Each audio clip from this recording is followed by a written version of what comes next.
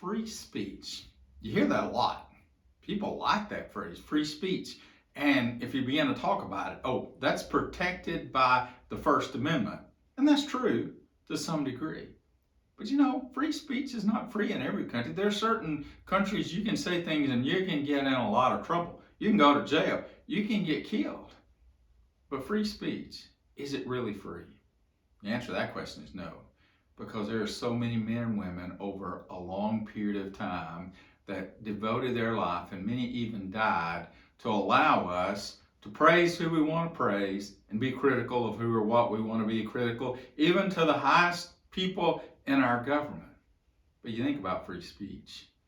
When something enters our mind, it's not always the best thing to let it come out of our mouth, is it? There are some things that need to get aborted before they get to the mouth because they're not the best things to say. You know, Jesus said some things about speech. He said in Matthew chapter 12, verse 36, idle words. Every idle word we'll have to give an account for in judgment. We need to make our words count. He also said in the very next verse, Matthew 12 and verse 37, that by our words we'll be justified and by our words we'll be condemned. Wow. Give that a little bit of thought.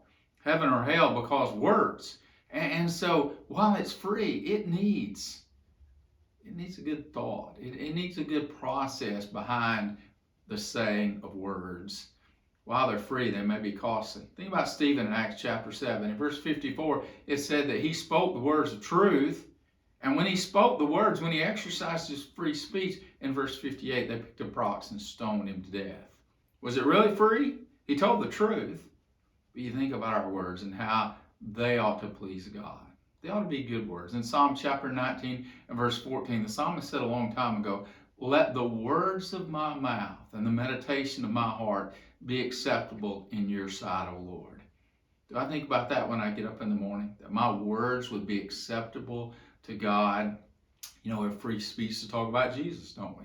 In Acts chapter 8, verse 35, Philip's talking to a man riding in a chariot, and it said he began where the man was reading about Jesus in Isaiah, and he talked to him about Jesus. Free speech. How often do I exercise that free speech to tell others about Jesus and tell others about good? How do I use my free speech?